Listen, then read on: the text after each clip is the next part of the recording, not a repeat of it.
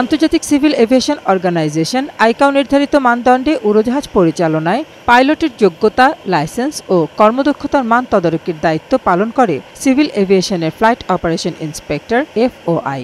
আইকাও এবং সিভিল এভিয়েশনের নির্দেশনা অনুযায়ী অভিজ্ঞ পাইলটরাই এ পদে দায়িত্ব পালন করেন, যাদের উড্ডয়ন অভিজ্ঞতা অন্তত ৫,০০০ ঘণ্টা। বেবিচকে দায়িত্বরত ৮ জন FOI এর ৭ জনই আইকাও মানদণ্ডে যোগ্য ও দক্ষ। ব্যতিক্রম কাজী ফৌজিয়া নাহার।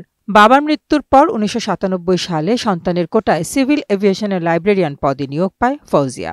২০১৪ সাল পর্যন্ত লাইব্রেরি ও প্রশাসন বিভাগের বিভিন্ন পদে ছিলেন। ২০২১ সালে প্রভাবশালী মহলের হস্তক্ষেপে চাকরি বিধিতে সংশোধন এনে তার পদোন্নতি হয় ফ্লাইট অপারেশন ইন্সপেক্টর পদে।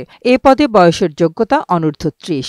অথচ ২০২১ সালে পদায়নের সময় ফৌজিয়ার বয়স ৪৯ বছরের বেশি। আইকাও নির্দেশনায় বিজ্ঞাপন ও পরীক্ষার মাধ্যমে কেবল লাইসেন্সধারী অভিজ্ঞ পাইলটের এ পদে সরাসরি নিয়োগের নিয়ম থাকলেও সংশোধিত প্রবিধানমালায় তা লঙ্ঘন করে পদোন্নতির বিষয়টি যুক্ত করা হয়েছে। সংশ্লিষ্টরা বলছেন, ফৌজিয়াকে পদোন্নতি দিতেই এ পরিবর্তন। এটা নিজে ইনভেস্টিগেট করেছে because there was a requirement.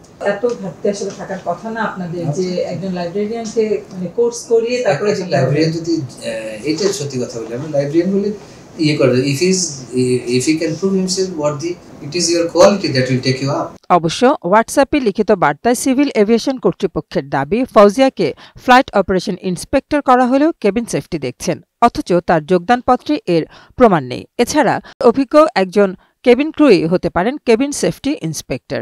এ ধরনের অদক্ষ ব্যক্তির মাধ্যমে তদারকি ও সার্টিফিকেশন ঝুঁকিপূর্ণ বলছেন এভিয়েশন বিশেষজ্ঞরা। যদি তার আসনটাই অবৈধ থাকে, সবকিছু তো অবৈধ হয়ে যাবে। সো এই ব্যাপারটা মনে হয় তাদের তদন্ত করা উচিত।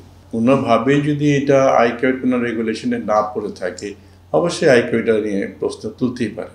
এ ধরনের নিয়োগ বা পদোন্নতি সিভিল এভিয়েশনকে প্রশ্নবিদ্ধ করছে বলে মনে করেন টিআইবির নির্বাহী পরিচালক। প্রবিধানমালায় পরিবর্তন সহ নিয়োগ যারা দিয়েছেন, প্রক্রিয়া যারা করেছেন এবং নিয়োগ যারা অনুমোদন দিয়েছেন, তারাও কিন্তু সমানভাবে দায়ী। আইকাও দ্বারা চিহ্নিত হোক বা না হোক, আমরা কিন্তু সারাক্ষণ এই ঝুঁকিটা নিয়ে চলছি। এই নিয়োগ যথাযথ হয়নি, এটা যদি প্রমাণিত হয় তাহলে অবশ্যই নিয়োগ বাতিল করতে হবে। নিজ দপ্তরে গেলেও ফোনে কিংবা কার্যালয়ে গিয়েও দেখা মেলেনি ফৌজিয়ার। ওনাকে ফোনে পাচ্ছে না। উনি অফিসে আসেন না? আসছে স্যার বললো যে ফোনে পাচ্ছে না, এই নিউজটা আপনাকে দিতে বলছি। রিতা নাহার, বৈশাখী সংবাদ, ঢাকা।